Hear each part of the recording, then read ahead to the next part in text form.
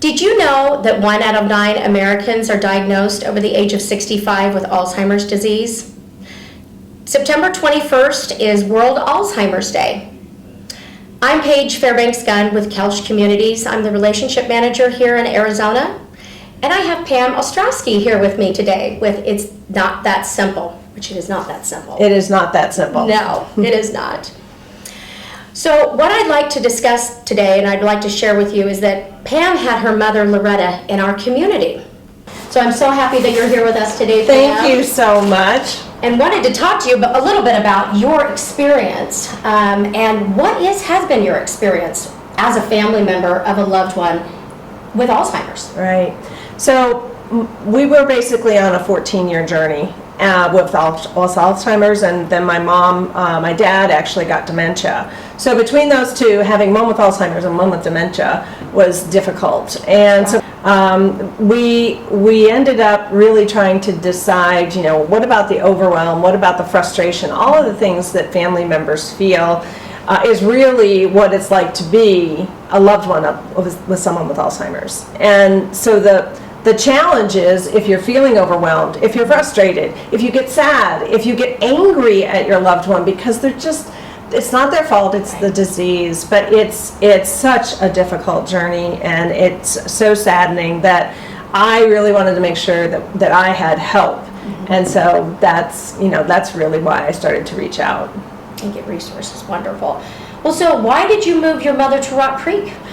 Well, so Rock Creek is a Koelsch community, and so we were talking about my mom's situation where she was. And I'll be very candid with you, it was about the quality of care, because I wanted people who really loved on Mom and who were sweet and really just made her feel important. And a lot of care communities do their best to provide the medical side of the care, but sometimes it's really difficult to provide that sense of love and warmth and kindness and compassion. Exactly. So that's the reason why I moved Mom to Rock Creek. Wonderful. How can you kind of describe your experience of moving your mom, Loretta, to a memory care community? So moving was interesting. So as you know, and what part of what I do is working with families is helping them through this transition. Because for the loved one, a transition is really big for anyone with dementia. So you do not want to move your loved one very frequently.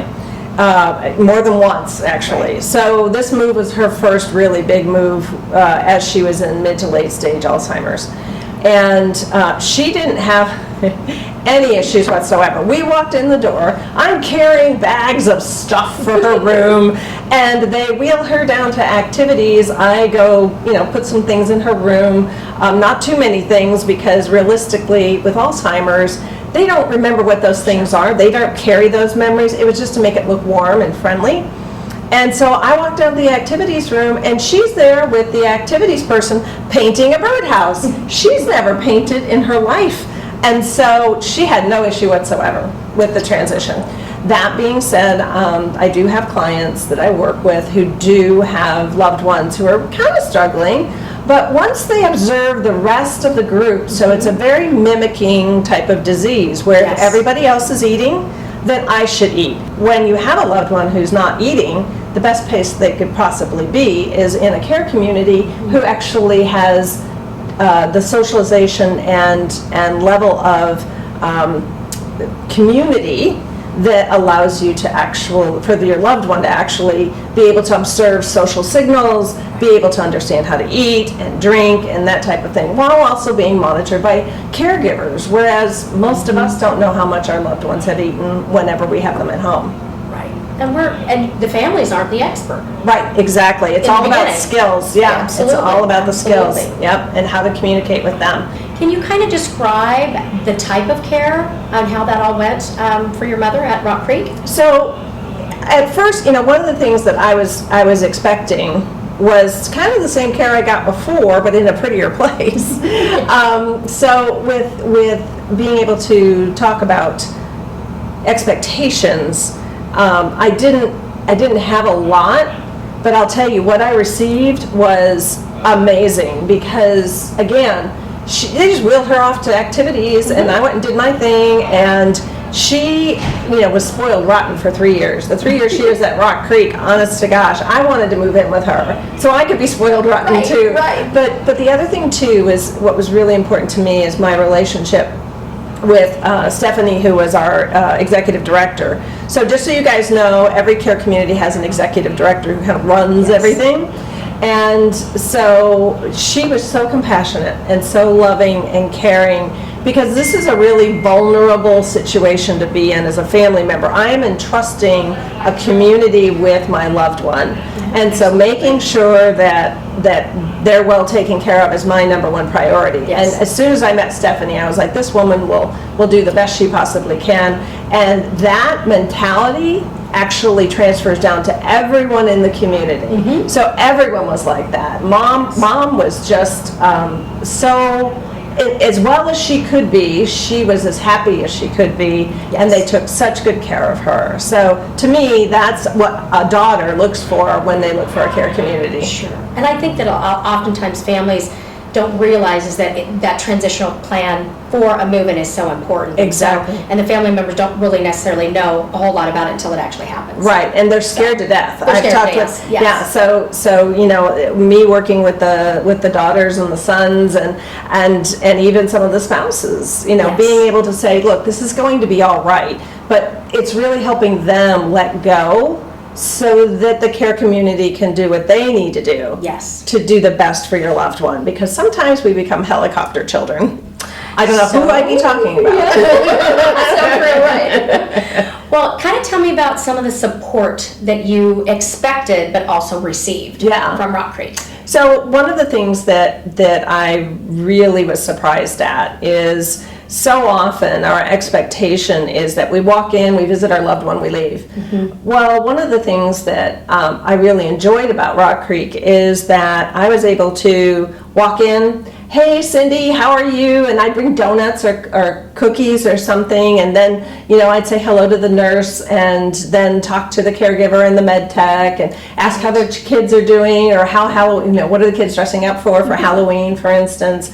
And we really had a relationship. So when Mom passed, the toughest thing was that it was really, I was losing family, because over those 3 years we all became so close. It was a wonderful experience. So, I didn't expect that, but yet I became a family member at Rock Creek, and it was amazing. Absolutely. And how do you think that support the importance of that support is needed for families and the residents, but for the families too? Well, I think we take for granted, or we assume that the loved one is going to get the care that they want, but I don't think family members walk in either expecting or maybe even wanting or thinking it's appropriate for them to have a relationship with the staff. And one thing Stephanie, has always said is, we are your support team. We are on your team. And that is so important to have that team. And what would you do with any team? You would communicate with them, get to know them, build relationships.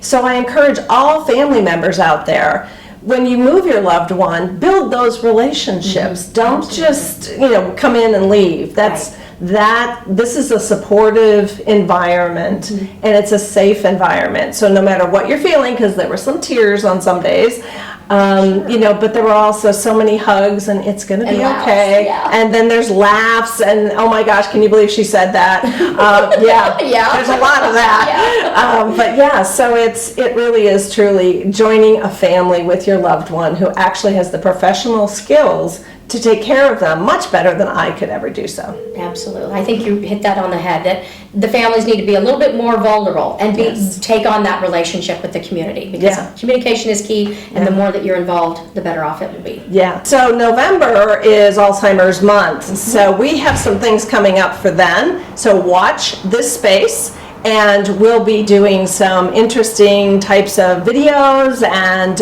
we're going to do a live coaching session so that you get a chance to see how I work with other clients and work with you as a family member of someone with Alzheimer's. I've lived this journey. I get it. So thank you, Paige, for the opportunity, and thank you, Koelsch Communities, for taking such good care of my mom. Thank you, Pam, for partnering with us. You're very welcome. Thanks.